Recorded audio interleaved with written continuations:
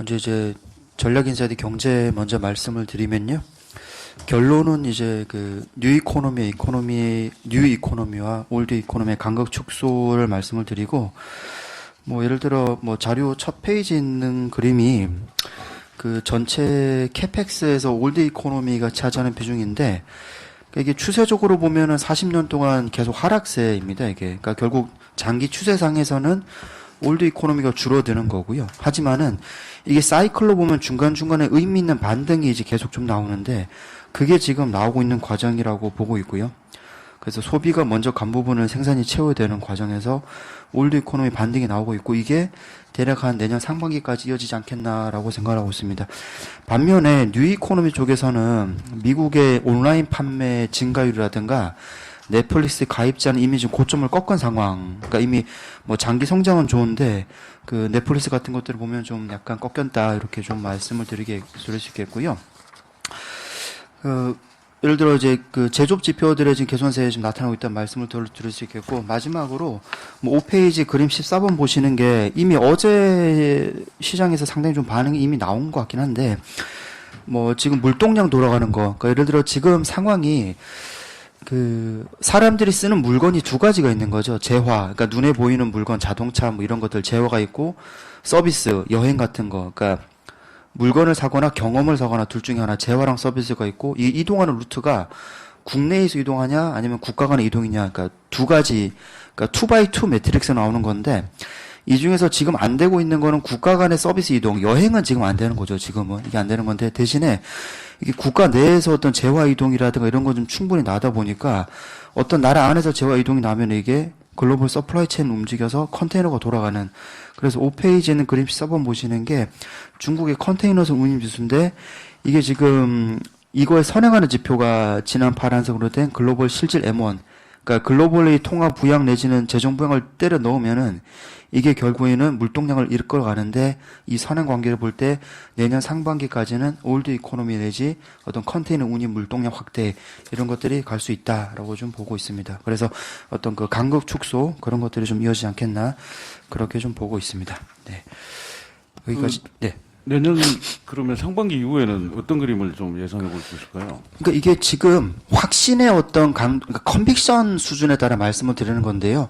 70% 이상 컨빅션을 가질 수 있는 거는 내년 상반기까지는 확실하게 이렇게 갈 것 같아요. 그런데 하반기 이후는 왜 굳이 말씀을 안 드렸냐면은, 지금 사이클이 돌아가는 게 전 세계적으로 소매 판매라든가 소비는 먼저 갔거든요. 그러니까 예를 들어 뭐 인덕션을 간다든가 보일러를 간다든가 이런 건 이제 먼저 갔는데, 그러니까 소비는 갔는데 그거를 채우기 위한 생산, 부품 생산은 전혀 아직 못 갔어요. 그러니까 리스토킹은 확실히 나오는 거죠. 그래서 여기에 대한 컨빅션은 확실히 있고요. 그 다음에 이게 어떤 그 예를 들어 해운 물동량이 돌아서 이게 어떤 발주 산업까지 갈지, 그거는 아직 확신은 못하니까 하반기에 대해서는 일단은 조금 지켜보자 정도인 거고, 뭐 하반기 안 된다 이런 말씀은 아니고요. 컨빅션에 따라서 상반기 컨빅션은 상당히 강하게 말씀을 드릴 수 있고, 하반기에는 좀 중립적으로 지켜보자 이런 정도로 볼 수 있겠습니다. 네. 예, 다음 순서 안재민 의원 통신 서비스 산업입니다. 네, 통신 서비스 말씀드리겠습니다. 2020년이 조금 힘든 해였어요. 그러니까 이제 하락할 때 방어하지 못하고 상승장에서도 좀 올라가지 못하는 이런 좀 안타까운 상황이 벌어졌고요. 사실은 이제 5G라는 효과가 있었음에도 불구하고 사실 이제 통신사들의 실적은 괜찮았습니다. 근데 이제 주식시장에서 관심을 좀 불러일으키기에는 좀 약했던 게 아닌가라는 생각들입니다. 그래서 기존에 이제 5G 같은 테마 가지고는 통신주 주가 상승이 쉽지 않다라고 저희는 판단하고 있고요. 다만 이제 이 통신사들이 최근에 이제 자회사들 미디어나 커머스나 보안 그리고 모빌리티, 컨텐츠 이런 쪽에 이제 많이 진출을 해 있고, 이런 부분들이 이제 뭐 네이버, 카카오 같은 사례에서도 보시지만 이제 IPO나 외부 투자를 통해서 기업 가치를 올려가는 이런 형태들을 많이 띠고 있는데, 이런 부분들의 변화가 21년에는 좀 많이 나타날 거다라고 저희는 판단하고 있고, 내년도는 좀 비통신 사업 쪽에 좀 주목하자라고 저희는 판단하고 있습니다. 자료 짧게 말씀드리면, 일단 비통신 사업에 대해서는 지금 SK텔레콤하고 KT가 조금 앞서 있다라고 저희는 판단하고 있습니다. 자료 6페이지에 보시면 일단 SK텔레콤은 지금 통신 본업도 본업이지만 말씀드렸던 SK 브로드밴드, T브로드, 웨이브 11번가 ADT 캡스, T맵 모빌리티, 원스토어 이런 이제 자회사들을 워낙 많이 가지고 있고요. 작년 연말에 혹시 기억하실지 모르겠지만 사내 조직을 코퍼레이트 1, 2 센터로 이제 나눴습니다. 이게 이제 뭐 예를 들면은 인사팀, 재무팀도 다 1, 2로 나눴어요. 그 이야기는 분할에 대한 이제 생각들을 좀 어느 정도 가지고 있다라고 보고 있고요. 지금 SK텔레콤 시가총액이 이제 17조, 18조 이런 상황인데, 지금 보유하고 있는 7페이지 표 1번 보시면 보유하고 있는 자산 가치로만 해도 지금 이 밸류는 사실 좀 말이 안 되는 상황이긴 합니다. 근데 이제 이런 부분들을 좀 부각시키기 위해서 이제 분할에 대한 고민들을 좀 많이 하고 있는 상황이고요. 뭐 뒤쪽에 8페이지, 9페이지 보시면은 뭐 11번가 워낙 잘하고 있고 ADT 캡스 잘하고 있고 팀앤 모빌리티도 어쨌든 지금 우버랑 조인트 벤처 만들어서 카카오 모빌리티 따라잡겠다라는 전략을 가지고 있어서 이런 자회사들의 성과들은 좀 기대가 되고 이런 부분들이 결국 부각이 되기 위해서는 10페이지, 11페이지, 12페이지까지 있는 분할에 대한 이제 시나리오들을 좀 그릴 수 있을 거라고 저희는 판단하고 있습니다. 사실은 물적 분할이 제일 좋죠. 좋은 방향이고 회사 입장에서는 가장 좋은데 최근에 이제 여러 사례로 봤을 때 물적 분할이 가능할지 안 할지에 대해서는 여러 가지 좀 고민거리가 있는 상황이고요. 반면 이제 인적 분할을 고민한다 그러면 시나리오 중에서는 이제 하이닉스가 어디로 가느냐에 따라서 조금 이제 방향성이 달라질 겁니다. SK텔레콤 통신 비즈니스에 남을 건지 혹은 이제 새로운 신규 사업들 쪽에 남을 건지 이 경우에는 SK텔레콤 쪽에 남으면은 일단 배당이나 실적의 안정성 측면에서는 상당히 좋고요. 반대로 이제 SK텔레콤이 아니고 신사업 쪽에 이제 붙게 되면 하이닉스의 가치가 너무 좀 부각이 될 수 있다라는 것들이 이제 좀 단점으로 저희는 작용을 할 거다라고 판단하고 있습니다. KT 같은 경우에는 지금 뭐 14페이지에 그림 11번 보시면 뭐 사실 이제 다양한 자회사들을 가지고 있어요. 그래서 이 중에서도 좀 주목해 보셔야 될 게 KT 에스테이트 같은 경우에 15페이지에 있는데요. 얘네가 이제 호텔 비즈니스 하고 있고 그다음에 그 광진구에 그 이제 구이동 복합 시설이라고 좀 큰 프로젝트가 있는데 이런 것들이 이제 좀 진행을 하고 있습니다. 사실 이제 KT는 과거에 가지고 있던 부동산 자리들이 대부분 이제 알짜 땅이 많은데요. 이런 부분들을 좀 본격적으로 활용하는 게 사실 몇 년 전부터 시작이 됐고 이런 부분들에서 이제 좀 수익성을 좀 회복을 할 거라고 저희는 판단하고 있습니다. 이게 이제 비슷한 비즈니스를 하고 있는 게 SK D&D 같은 케이스인데요. SK D&D랑 지금 사이즈를 보시면 조금 KT 에스테이트가 약간 더 큰 것 같아요. 그래서 이익도 지금 비슷하게 나고 있는 상황이고요. 그래서 이런 부분들도 이제 KT는 좀 부각이 될 수 있다라고 저희 보고 있고요. 17페이지에 뭐 B2B 비즈니스, KT 엔터프라이즈라고 하고 있는 어쨌든 지금 통신 B2C 사업은 사실 뭐 요금이나 아까 말씀드렸던 5G 효과나 이런 것들이 실적이나 주식시장에 영향을 미치기에는 좀 그렇게 만만치는 않은 상황이다라고 보고 있습니다. 반면 B2B는 뭐 클라우드 비즈니스나 IDC나 이런 것들이 워낙 있어서 그 통신사들한테는 새로운 좀 먹거리가 되지 않을까 이렇게 판단을 하고 있습니다. 뭐 5G 조금 많이 말씀드렸는데요. 뭐 이제 내년 되면은 2년이 이제 넘어갑니다. 사실 가입자나 이런 것들은 20페이지 그림 16번 보시면 뭐 꾸준히 잘 늘고 있어요. 그리고 실적도 이거 덕분에 좋아는 지고 있습니다. 근데 이제 올라가는 속도가 다른 성장주에 비해서는 조금 더딘 부분들이 이제 변수이다라고 보시면 될 것 같고요. 그럼에도 불구하고 지금 올해 말이면은 보급률이 20%, 내년도 말이면 30%까지 올라가서 이익에는 그래도 제법 기여할 거다라고 저희는 판단하고 있습니다. 그래서 실적은 20년에도 사실 좀 올라가는 모습들 보였고 21년에도 더 성장하는 모습들 보일 거다라고 저희는 판단하고 있습니다.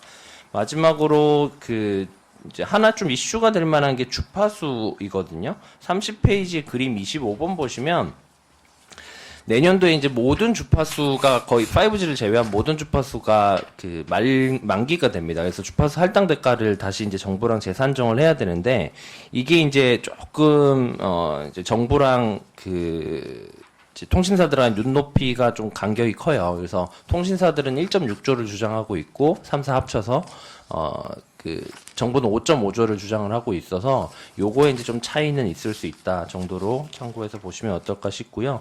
28GHz에 대해서 이야기를 많이 하시는데 최근에 이제 그 지난 국정감사에서 과학기술정보통신부 장관이 28기가로 전국만 갈 생각 당분간 없다라는 이야기를 해서 이거 관련해서 캐펙스 투자나 이런 것들은 너무 걱정하지 않으셔도 될 것 같습니다.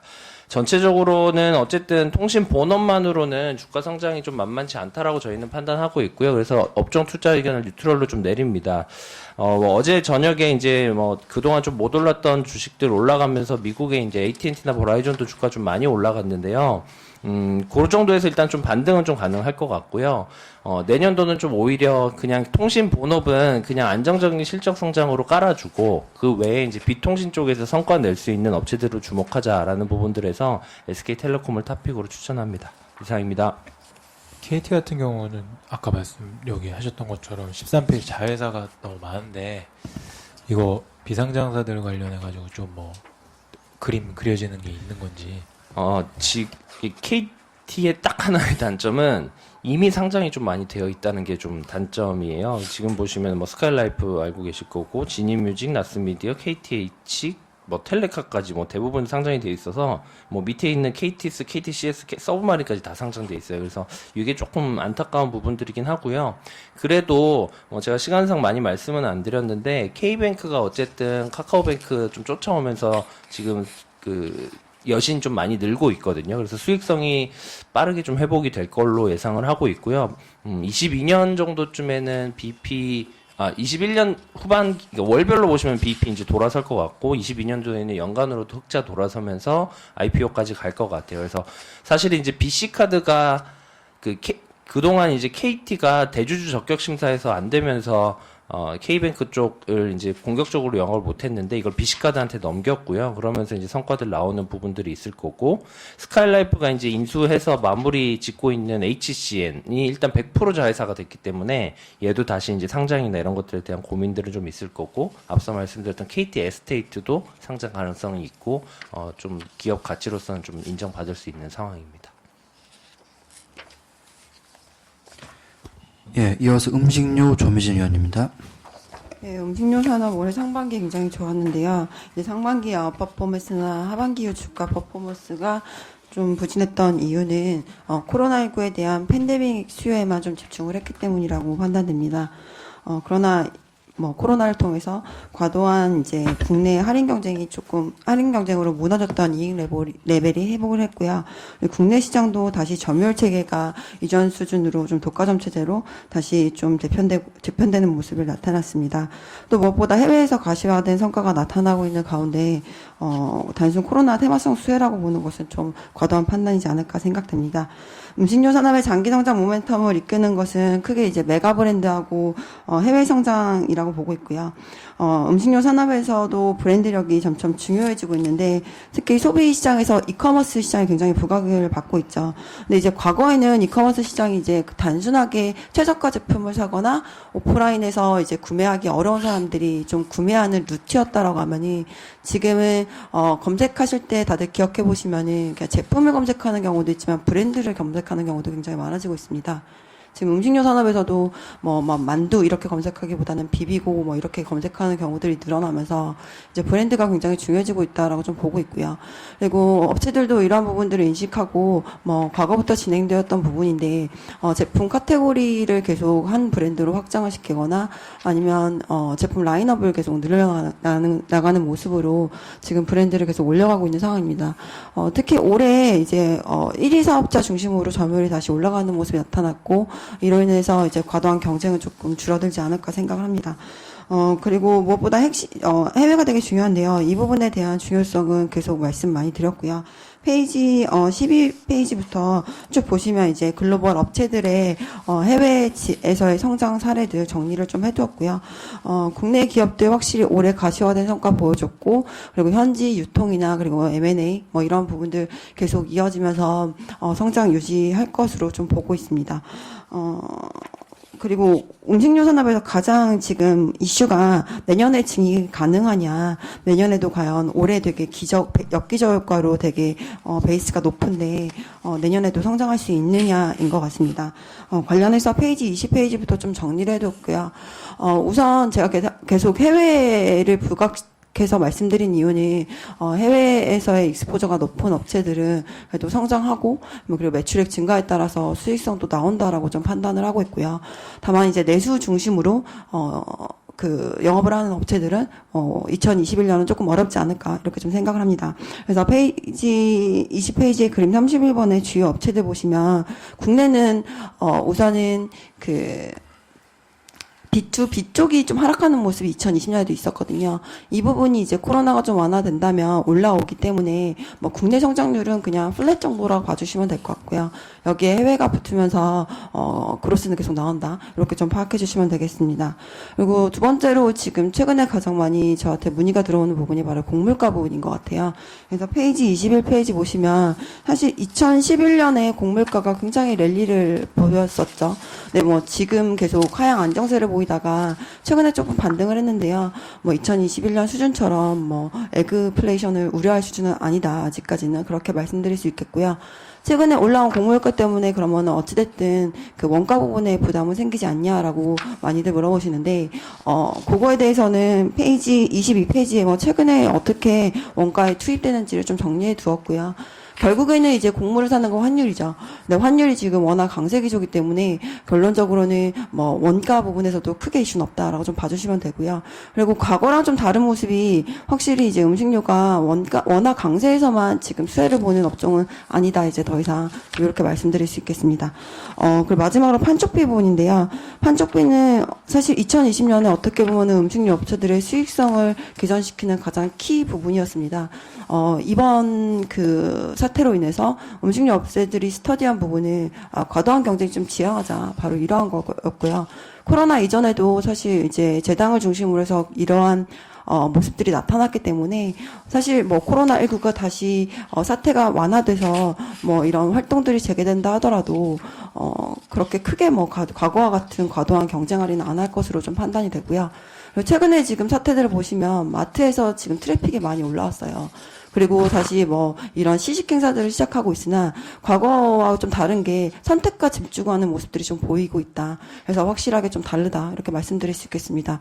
그래서 결론적으로는 판촉 증가할 수밖에 없어요. 그렇지만 매출액 대비 판촉 비율은 그렇게 크게 증가하지는 않을 것 같다. 그래서 수익성 나온다. 이렇게 말씀드릴 수 있겠습니다. 토픽으로는 CJ 제일제당과 오리온 제시하겠습니다. 제일제당 올해 굉장히 좋았죠. 그래서 고민 좀 많았는데 일단은 이런 업체를 추천드릴 때 고려하는 게 세 가지예요. 밸류에이션, 단기 실적, 중장기적 모멘텀인데 그 세 가지에 다 부합하는 그런 업체가 바로 제일제당입니다. 그렇기 때문에 올해 굉장히 좋았지만 내년에 무조건 안 좋을 거라고 보는 것은 좀 과도하다 보고 있고요. 무엇보다 바이오 부분이 굉장히 내년에 좋을 것 같아요. 최근에 중국에서 돼지 사육 수가 굉장히 늘어나고 있고 앞서 말씀드린 곡물가 부분이 지금 올라오고 있어서 사실 그 대체적인 그 바이오 부문의 Q와 P가 같이 늘어날 것으로 보고 있습니다. 그래서 수익성이 완전 레벨업된 모습이 2021년에 나타날 것으로 보여지고 있고요. 생물자원은 사실 변동성이 너무 커요. 그래서 저도 굉장히 보수적으로 추정을 했습니다. 그리고 해외 쪽으로 계속 나오고 가공식품 쪽에서도 올해 기준으로 해외 부분이 50% 이상이기 때문에 성장한다라고 좀 보고 있습니다. 그리고 오리온은요 어제 실적 발표도 했고요. 뭐 실적은 제가 먼틀리로 계속 업데이트를 하기 때문에 뭐 크게 뭐 코멘트 드릴 것은 없고요. 무엇보다 이제 중국에서 확실히 점유율 증가세가 나타나고 있고요. 무엇보다 경소상하고 그리고 거래처 확대를 통한 그런 매출 성장 흐름 계속 이어질 거라고 판단되고 있습니다. 오리온도 사실 주가 최근에 너무 많이 빠져서 글로벌 업체들 대비해서 밸류에이션 매력도 충분하다라고 판단됩니다. 그리고 롯데칠성하고 롯데제가 홀드로 내렸는데요. 굉장히 싸요. 경쟁업체보다 싸긴 한데, 확실히 롯데칠성 같은 경우는 조금 이제 사실 하반기 때 기대를 했었는데 주류 부분에서 기저가 낮음에도 불구하고 의미 있는 그로스가 못 나오는 것 같아요. 예, 그래서 그 부분에 한계성이 있다라고 보고 있고요. 롯데제가는 해외 쪽에 익스포저가 있는데 그 해외 시장이 과연 매력적인 시장인가에 대한 의문이 있습니다. 따라서 두 업종 다 밸류에이션 싸지만 이게 정말 싼 건 아니다. 이렇게 좀 판단됩니다. 이상입니다. CJ제일당 보면은 올해보다 내년 원익 증익폭이 한 20% 정도 높은 것 같은데요. 이게 이 감안해 보면은 뭐 마케팅 비용을 거의 올해와 마찬가지로 내년에도 거의 안 쓰는 그런 느낌인 것 같은데요. 외부 활동 많이 하다 보면은 집에 있는 시간도 줄어들고 그러면은 이제 가공식품 사 먹는 횟수 좀 줄어들 것 같은데요. 그렇게 되면은 상대적으로 좀 마케팅 좀 치열해지지 않을까 이렇게 좀 생각이 드는데 좀 어떻게 보시나요? 네, 우선은 제가 말씀드렸던 내용 중에 그게 다 포함되는 것 같은데요. 우선은 코로나 이전에 2019년 3분기부터 이제 상반기와 달리 판촉 활동 안 하겠다라고 얘기했고요. 실제로 지금 그런 모습들 지금 코로나19 사태가 조금씩 완화됨에도 불구하고 나타나고 있어요. 그러니까 뭐 좀 전에 말씀드린 내용인데 마트에 가보시면 확실히 시식 활동하지만 되게 선택과 집중해서 지금 시식하고 있고 과도하게 안 하고 있다라는 거고요. 그리고 제일제당이 그 팬데믹 초반에 보면은 오리온하고 농심은 올랐어요, 주가가. 근데 제당이 못 올랐던 거는 제당은 B2B 시장에 익스포저가 있기 때문에 이쪽의 마진이 깨질 수 있다라는 우려 때문이었는데요. 실제 아니었거든요. 근데 이제 뭐 그 정도로 B2B가 어찌됐든 올해 안 좋았던 부분들이 올라오게 되면은 매출액도 사실 그렇게 안 깨질 것 같고 이쪽의 마진이 사실 두 자릿수로 굉장히 높아요. 그렇기 때문에 국내 시장에서도 마진 우려는 안 한다 보고 있고요. 그리고 HMR을 제가 원래 계속 중장기 성장 모멘텀으로 말씀을 드리다가 이번 자료에서는 뺐거든요. 그 이유가 이거는 이제 대세예요. 네. HMR이 수요가 줄어든다? 이거보다도 HMR은 이제 시장이 각각 업체별로 보더라도 비중이 이제 거의 되게 높은 수준까지 올라와서 사실 이게 이제는 뭐 새로운 뉴 아이템은 아닌 상황이거든요. 그래서 이거 뭐 팬데믹 수요도 있었지만 코로나19 완화된다 하더라도 이 수요가 갑자기 줄어들지는 않을 것 같습니다.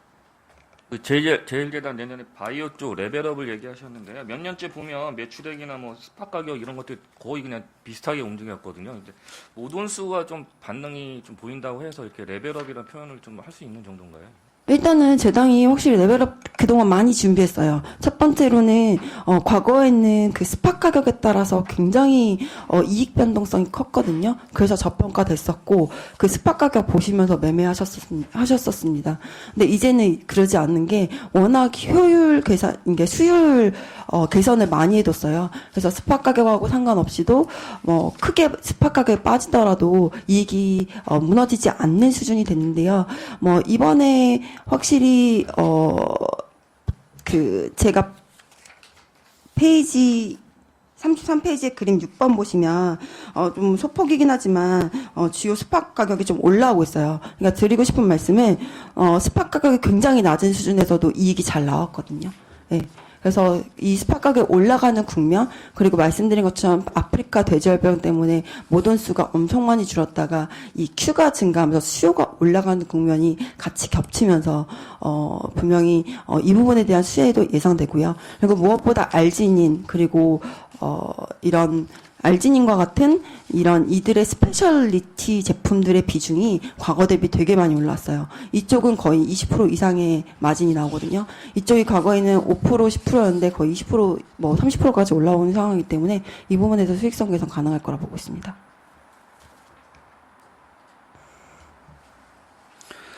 예, LG 김동영 의원입니다. 예, LG 말씀드리겠습니다. 실적이 굉장히 잘 나왔습니다. 영업이익이 7,700억 가까이 나왔는데 아시는 것처럼 LG화학이 분기 사상 최대 영업이익이 나왔고요. LG전자는 본업도 좋았고 영업 외단에서 뭐 LG 디스플레이 턴어라운드 있었고요. 마지막으로 LG U+ 쪽에서도 영업 외단에서 사업 매각 관련 이익 반영된 것들이 어닝 서프라이즈로 이어졌습니다. 비상장자 회사도 예상보다 좋았는데요. 지금 코로나 영향에 있음에도 불구하고 매출 성장은 둔화 또는 줄어들었지만 영업이익은 오히려 수익성이 강화되면서 YOY 늘어나는 모습을 보였습니다. 4분기에도 이런 추세 지속되면서 영업이익 강세 5,300억 유지가 될 걸로 보고 있고요. LG 투자 포인트는 두 가지를 말씀드렸는데 하나가 더 늘어났습니다. 두 가지는 일단 실적 자체가 작년, 재작년 2년 동안 감익을 했던 게 올해 자회사들이 실적이 좋아지면서 영업이익이 크게 턴어라운드를 하고 내년에도 상승세 이어진다라는 거고요. 두 번째는 돈이 지금 주체할 수 없을 정도로 많이 있습니다. 수년금이 2조 원 있고 구광모 회장 체제 2년째를 맞이하면서 이제 주주가치 제고라든가 사업 포트폴리오 강화 쪽에 관심을 가지고 있고요. 뭐 연내 기업형 CVC 보유 허가가 되면 뭐 요 설립도 하고 이런 부분에 있어서도 관심을 더 끌 걸로 보입니다. 한 가지 추가된 거는 배당인데요. 얼마 전에 LG화학이 물적 분할 확정을 하면서 투자자들을 달래기 위해서 이제 앞으로 3년 동안 최소 주당 10,000원 이상의 배당을 하겠다라고 얘기를 했고요. 그게 지분을 많이 들고 있는 LG 입장에서는 배당 수입 증가로 이어집니다. LG의 배당 정책은 별도 기준으로 경상적인 단기 순이익의 50% 이상을 배당한다라는 거고요. 작년, 재작년이 별도 배당 성향 평균 65%였습니다. LG화학이 배당을 늘리게 되면 작년 대비해서 경상 기준으로는 한 30% 정도 배당 수입이 늘어나게 되고요. 올해 주당 배당금이 작년에 2,200원이었는데 아마 2,600원 내외 뭐 그 이상이 될 수도 있을 것 같고, 그럼 배당 수익률은 3.5% 정도가 계산이 됩니다. NAV 대비 할인율 69%면은 이제 말도 안 되는 밸류에이션이고요. 다시 좀 관심을 가져볼 만한 가격대라고 생각을 합니다. 이상입니다. 예, 한국항공우주 최진명 의원입니다. 네, 어제 한국항공우주 실적이 나왔기 때문에 말씀드리겠습니다. 일단 3분기 매출액이 5,146억 원, 영업이익이 230억이 나왔습니다. 매출은 좀 생각한 것보다는 적게 나왔고요. 이익이라든지 지배주주 순이익 측면에서는 당사 추정에 부합을 했습니다. 일단 내용 자체는 기존에 예상했던 거에서 벗어나지 않았던 것 같습니다. 이 코로나 사태에 의해서 기체 부분 관련된 매출이 전년 대비 거의 50% 가까이 빠졌기 때문에 이쪽에서 주로 실적의 발목을 잡는다고 봐주시면 됩니다. 통상적으로 한국항공우주 마진이 그래도 한 8%에 좀 근접하게 나오는데 이번 분기에 보면 마진이 4%대가 나왔습니다. 정확히 4.5%가 나왔는데요. 방산 부문이 통상적으로 마진이 한 6% 정도 나온다는 걸 생각을 하면 사실상 그 기체 부품 수출 쪽이 지금 발목을 많이 잡는 상황이다라고 이렇게 봐주시면 될 것 같고요. 지금 11월 중순이 지금도 코로나 사태가 아직 해결되지 않았고 해외 여행이나 이런 것들이 개선됐다고 보여지지 않기 때문에 일단 한국항공우주의 이 부진은 4분기, 최소한 4분기, 그리고 내년 1분기나 2분기에도 상당 부분은 영향이 있을 거라고 생각을 하고 있습니다. 다만 이 회사가 일단은 주가 측면에서 바닥에 도달했다고 생각을 하고 있는데요. 그 이유는 일단 군수 쪽의 안정적인 성장입니다. 지금 올해 3분기에도 군수가 거의 수주가 잘 찍힌 상태인데요. 4분기에도 1조 이상 좀 군수 물량 유입이 예정돼 있습니다. 그래서 누적 측면에서 보면 군수 쪽이 아무래도 KF-X 개발 사업 때문인 것 같은데요.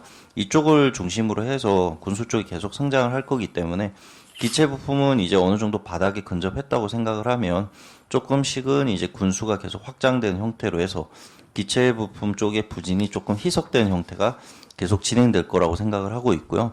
3분기 중에 한국항공우주가 대략 2조 정도 되는 계약 해지를 경험을 했는데 이걸 빠르게 다른 계약을 또 새로 따서 이제 메꿔가고 있습니다.